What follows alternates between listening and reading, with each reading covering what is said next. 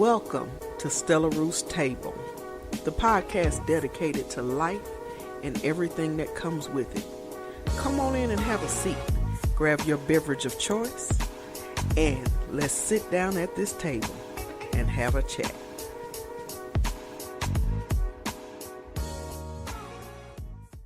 But I got to make sure that the change really needs to happen, if that makes sense. Absolutely. And then they said to seek out advocates that can speak on your behalf. I disagree. Because I don't think I need anybody to speak for me. Because I feel like I am who I am. And if I need to make a change, I'm adult enough to make the change. I don't need you to go talking me up. Right. That's and just... so so I think I have two different perspectives on that, because it's so funny because just the other day I told someone she felt compelled to speak for me about something, and it's someone I respect, and it's someone that I'm getting to know as a person. I've not known her a very, very long time, but I'm getting to know her as a person. Right. So when that person felt compelled to speak for me or speak on my behalf, the first thing I said is really interesting is, I don't need you to I appreciate you, but I don't need you to advocate for me. It's not necessary. Because I ain't toe up about none of this, what you're talking about. I'm just not, And so I just went on and on about, God is my advocate and blah, blah, blah. And, all of these things. Well, I thought about that thing. Well, I didn't think about it when I was doing my morning meditation. It just came to me and I got convicted because I realized that the person I was talking to is an advocacy person. This is how she's built. She's built to advocate for people. She's built to help people move toward liberation. The theme of her entire life is social justice and economic equality. So this is how she navigates her life. And who am I to tell her to stop being who she is, right? So to me, that was a double. So I had to call her and I was like, hey, I owe you an apology because I asked you to not advocate for me without considering the fact this is who you are.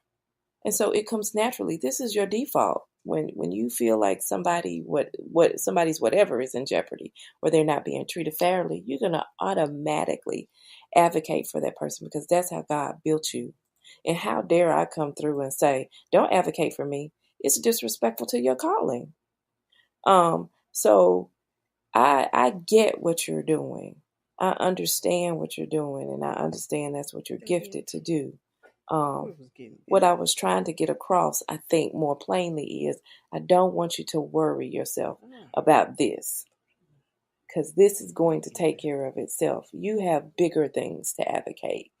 You have bigger advocacy issues to help people navigate. And, it's just not fair for me to even think it's okay for you to turn your time towards this. If I'm not worried about it, I don't want you to worry about it. So I think when you were talking about advocacy and, I think kind of being careful and mindful and being a people watcher. Sometimes I think God puts people in place to advocate for you because they're speaking on his behalf in the flesh for you. So I thought it wasn't fair for me to tell her to stop doing it because I feel like, you know what I mean? I think in essence I was telling her to stop being who she is. Because that's who she is. I've not seen her do anything but that. That's her consistent space. And so I think I wasn't mindful of who she was as a person and how she was, is that my perspective was skewed because I'm over here feeling like I'm feeling, but I didn't, in my skewed perspective, I didn't even consider who she was just as a person, how she's built. So I guess I'm saying all that to say, I think sometimes we do need advocates. I think especially sisters. Right. We already Yes, that's true. That is struggling. true. You know what I'm saying? In so many different areas Mm-hmm. and spaces in our lives. Sometimes you may not be able to hold your head up enough to open up your mouth and say advocacy. Like, so, Right. you That hope is that true. God will put his voice in an advocate's mouth to do that on your behalf. But I think some people, again, go overboard. Like, they feel like it makes you feel like they feel like you are not strong enough to advocate for yourself. And Right. Right. And I think that's where it comes, what mhm, place it comes from for me, because I spent so many years of my life with mhm, people thinking I was weak that now that I'm older, I'm mhm, always mhm, fighting to prove how strong I am. Because, yeah, I was weak then, but I'm not a mhm, 16-year-old mhm, timid little something anymore. And so I'm constantly fighting to be mhm, seen and mhm, heard, mhm, because I was good at being mhm. invisible. I was so good Yeah, at it. But and I think that's where it comes from for me, is when people are yeah. talking me up, so to speak. It's like, Mhm, I'm not weak. I can do that. I don't need that done for me. But I guess you're right, because as women, we spend so much of our time mhm, tearing each other down. We mhm. need to build each other up, because I mean, Yeah. other people are going to tear us down enough, Mhm, because we're women, you know. And like, I even have to deal with my husband on a regular basis and explain to him that a woman's success and her definition of who she is not mhm. always tied to a man. Yeah. You know, we Yeah, love you. We love you, mhm. men. And I love you. But if I didn't have you, that would not make me Absolutely. less than. Absolutely. you know. So I guess, yeah, I guess I could see it that way. If when you do have someone that wants to Mhm, be an advocate for you, mhm, you have to find out where it's mhm, coming from, because it's not always coming from them just trying to mhm, be strong for you. It could mhm, be that that's just who they are, and they know who you are, and they don't want you offended, mhm. and they were offended by Yes. someone saying Yes. something about you. You know. Yes. Yeah, so, and I have been through that where Mm, no one spoke up for me.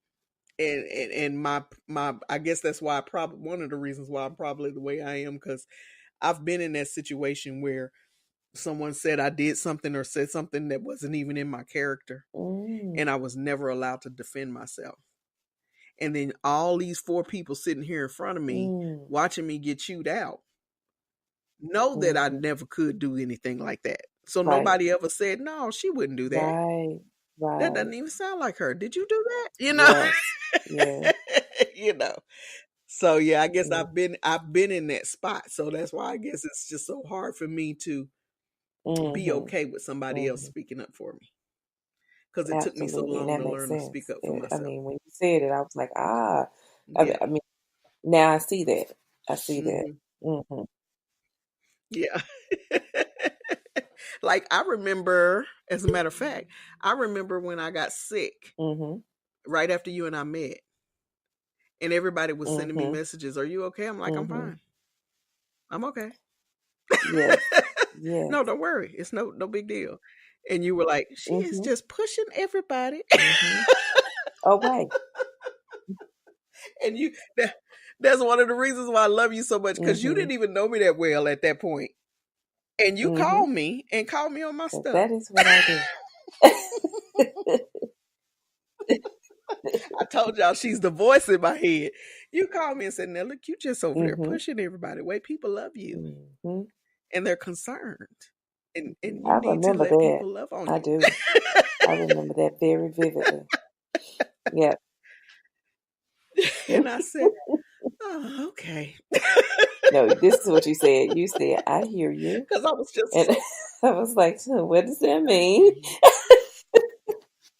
You gonna do better, or you just hearing me right now? I just need to know. And I have specifics, please.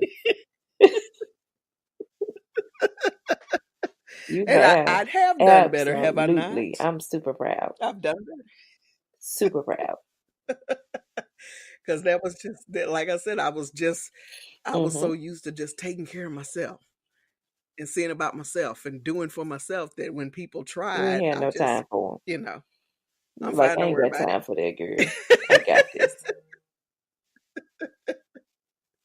I know it took you, as a matter of fact, it was so funny because it took you and my doctor, my new doctor, who looked me in my face and told me, if you don't quit telling me you don't have time to be sick. Right.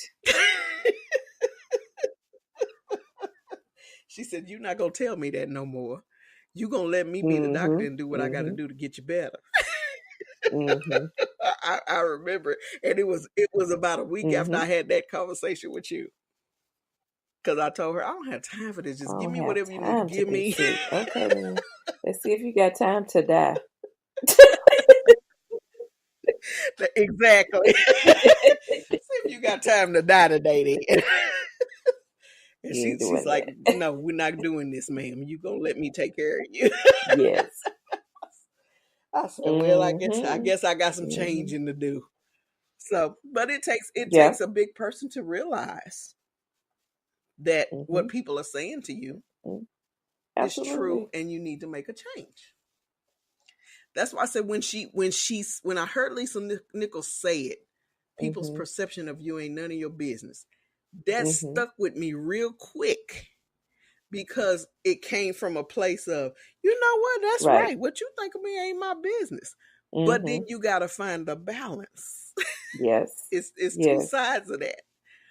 It's not always that Right. statement is not Because always we true. don't live in bubbles, honestly. Like, we were created for relationship. And because we're human, a lot of those Right. relationships are flawed. Some of them are extremely perverted, and we have to navigate these levels of Hmm. relationship. But we need each other, and there is a reason Hmm. why. So we can hold each other accountable. We can keep each other in check. We can help, like, that iron sharpens iron. We can help each other become more sharp. Right. So if you say you want to be the best Kim Right. that you were designed to be, Hmm. you really, when you're looking at, when it's just from your own perspective, you can't see all sides. It's you Hmm. do need more eyes on you Right. so they can pick up your patterns. We don't pick up our own Right. patterns because that's our norm. So we don't see them as destructive patterns because this is how Exactly. we operate. We this And then don't everybody else operate like this? And until somebody tell you, "No, girl, this ain't." Right. Mm-mm. This ain't how this go. No, no, that's not. Was it that commercial? I love that commercial where the lady tells the other elderly lady. She said, "That's not. This is not how that works. It's not how any of this works." Shake back now. Let's pull back a little bit. Like, you need that. And Right. then when you get it, you look back on it and Right. you laugh because you were like, "Dang, I was so silly. Like, what was I thinking?" Right. It's like, what was I thinking when I Right. was doing this crazy stuff? You right, and that's exactly how you do, and that's why it takes. As women, it's something when you can call a friend and say, Mhm. I need lunch. Mhm. I just Mhm. need some girl time.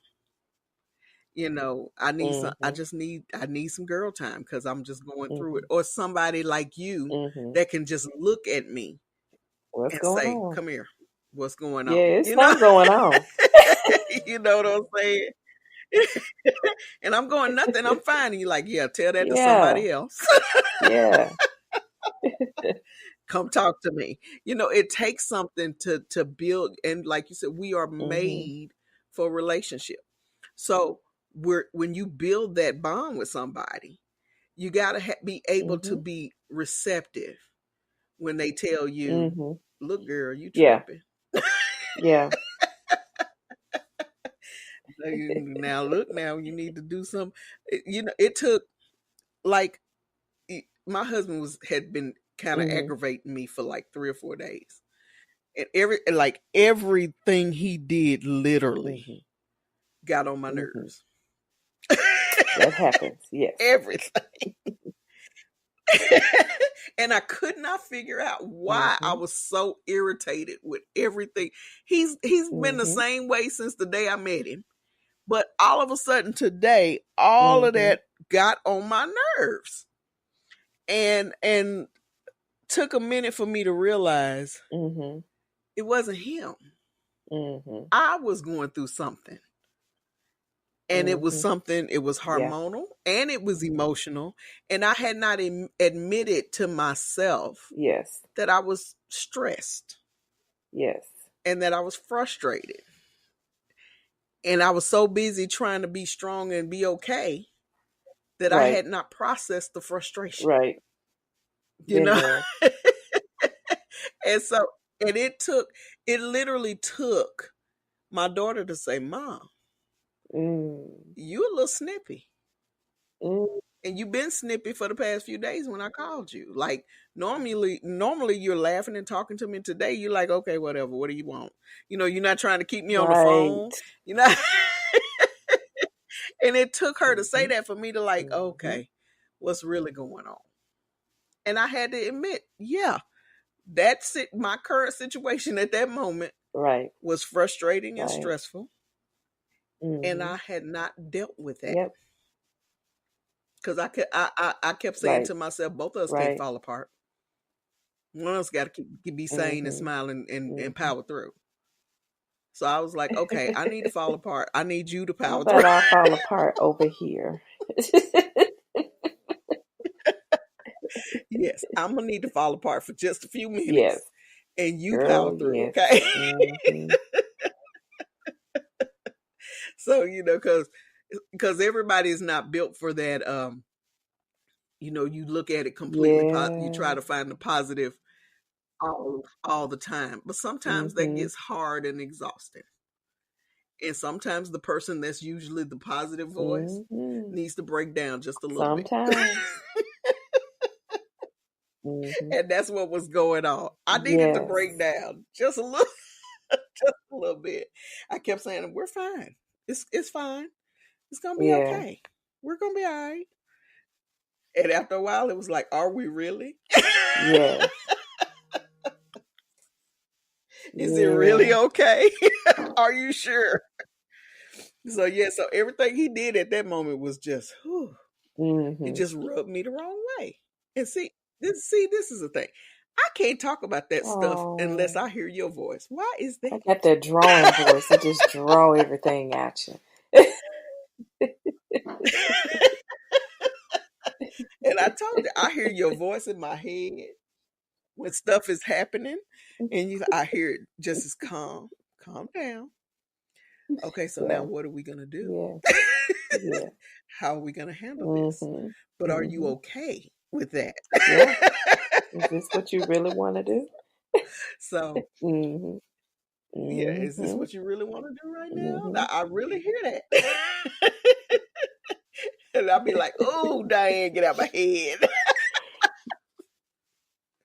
But yes. So now this article also said that you must promote yourself when you're trying to change people's perception.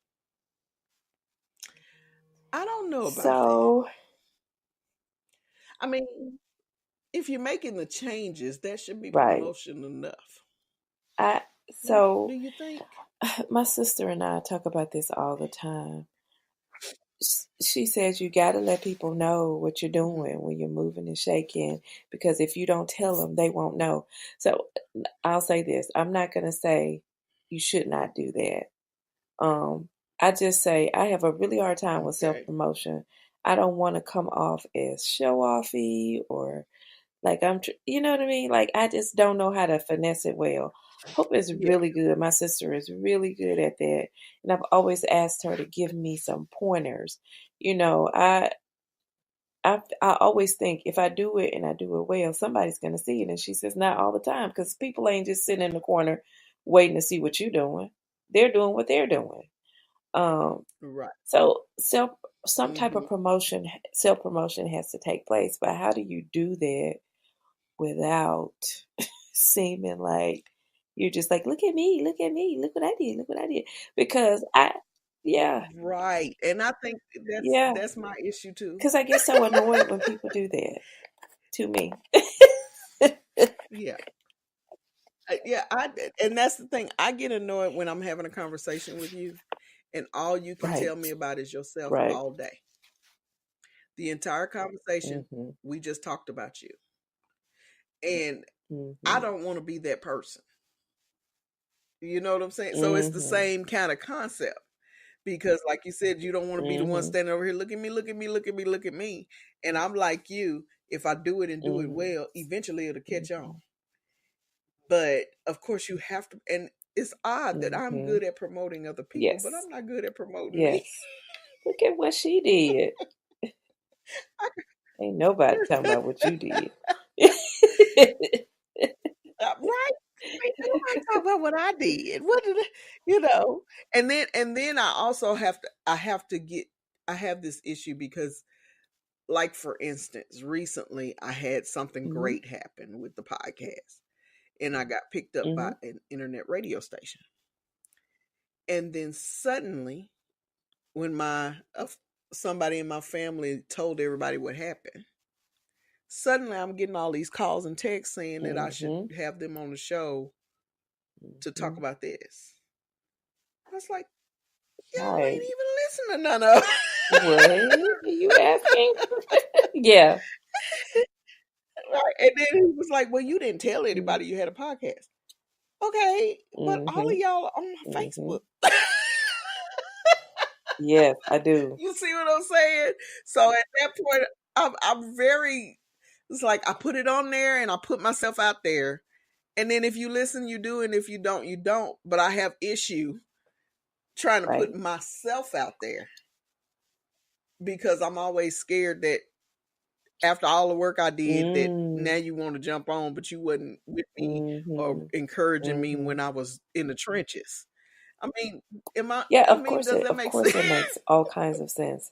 Um, but then some people could say, well, Uh-huh. if you weren't telling people about what was going on with you as you were building, can you hold them responsible when Hmm. the thing is kind of built up pretty well? Can you hold them responsible for wanting to kind of jump on because you didn't let them know what was going on?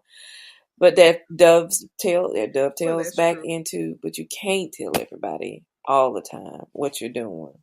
Mhm. But you can't tell it Mhm. exactly. You can't tell everybody all the time what you do because everybody Mhm. doesn't mean Mhm. you well, you know. And so you have to be careful who you Absolutely. tell or who you let in.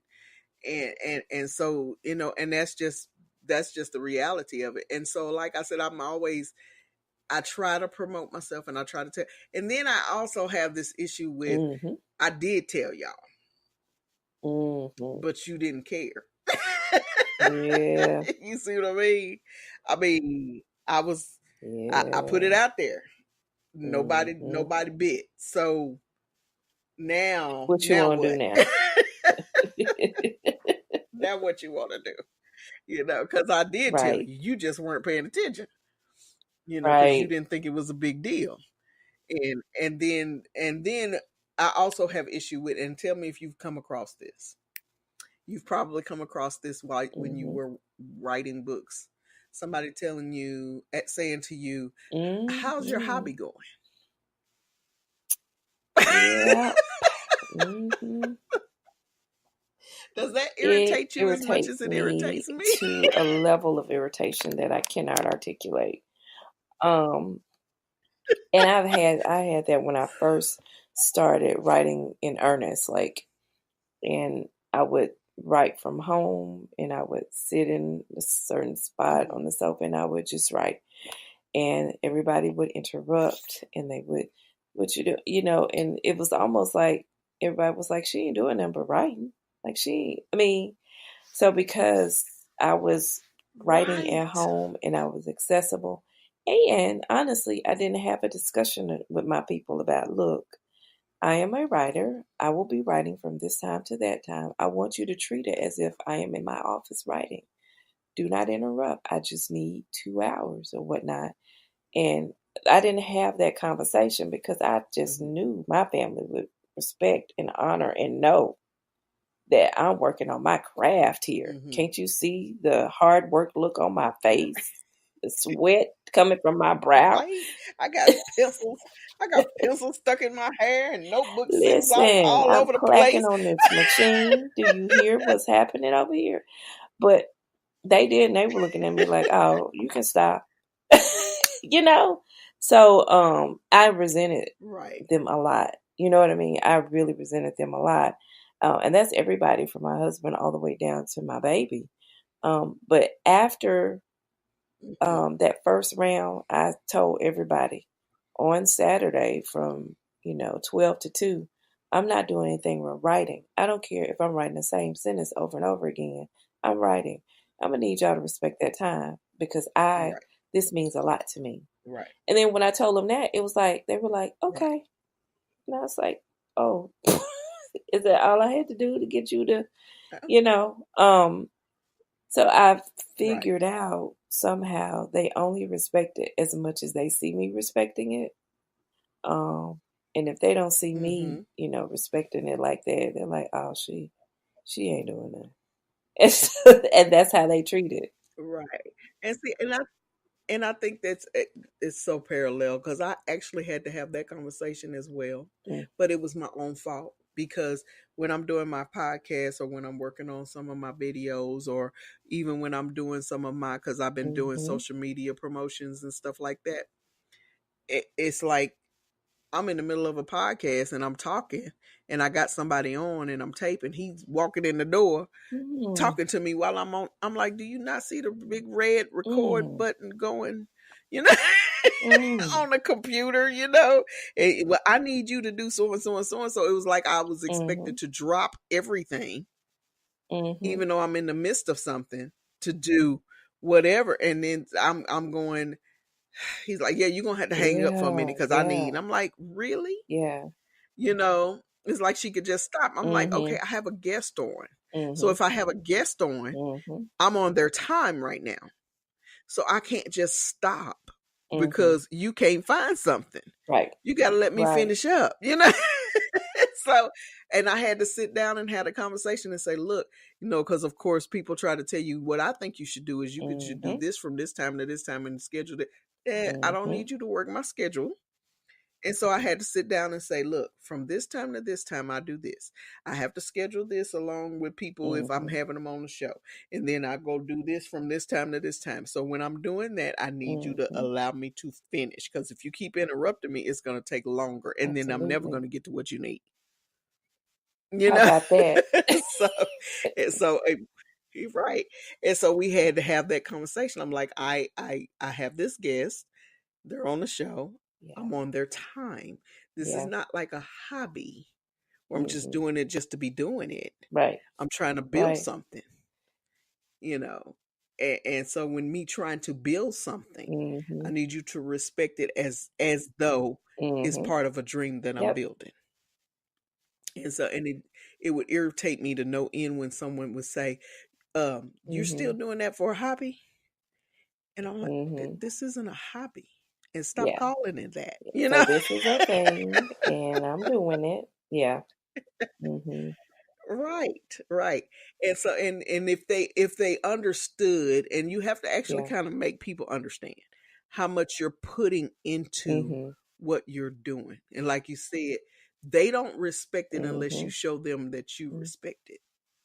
So, when I'm doing podcasts, my phone's on Right. silent. Don't call me. Right. You know, you, Mm-hmm. you see what I mean? When I've decided that today is the day I'm working from home, that means from this time to this Mm-hmm. time, I'm working. So if I'm doing that, then I Right. can't be bothered with whatever you need right now until Unless afterwards, it's unless urgent. it's urgent. Now, if it's really, really an emergency, Mm-hmm. okay, I can shut it down. But if I it's will not. not, right. If you're calling me because you saw something funny, Mm-hmm. I'm not answering the phone. You know. Yeah. You see? So yeah, Mm-hmm. I had to do the same thing. I had to have that conversation because I was like you, I was kind of getting resentful because I'm like, you're not understanding that I'm really Mm-hmm. trying to build Yeah. this. And this is something I'm Mm-hmm. really working on. And so I need you to understand that this is Right. work. This isn't just a hobby. Right. And so, but see, fortunately for me, I didn't have all the Yes. kids and stuff. The And I know wonderful how ones. hard that Yes. is. Mm-hmm. The wonderful children. But see, and then too, you work it. I actually, I think I have to admit it. When my husband was Mm-hmm. on the road, I had Mm-hmm. developed a routine. So when he came completely off the road and was local, Mm-hmm. it was like, Right. now I gotta readjust Right. because you messing with my routine. Right. Alrighty, guys, you've been listening to part 2 of None of My Business, which is part of our Women Talking series with our featured guest, Professor Dianne Malone, author, educator, speaker, and blogger. And if you want to check her out and see what she's got going on, you just go to Dianne with 2 N's, DianneMalone.com, and you can find her blog there and her books and everything that's going on with her. If you want to contact us or me, you can send an email to StellaRoostTable@gmail.com. You can also find us on Facebook at Stella Roost Table, on Instagram at Stella Roost Table, and our podcast streams on NewEnglandRadio.net, as well as on Spreaker, Spotify, and Anchor.fm. So, part 3 will be coming really, really soon.